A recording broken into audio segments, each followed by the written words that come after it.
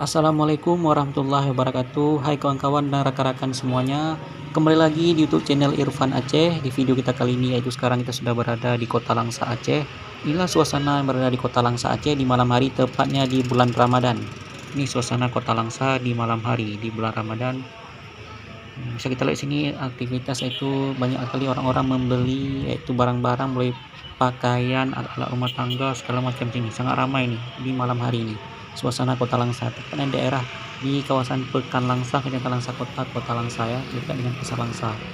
Ini sangat ramai orang di malam hari ini. Orang berbagai macam berbelanja di sini ya.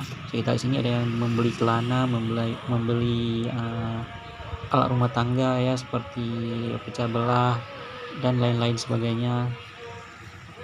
Karena ini merupakan malam yang bisa disebut dengan menjelang Hari Raya Idul Fitri. Ini sangat ramai orang berbelanja di sini ya. Ini suasana Kota Langsa di malam hari.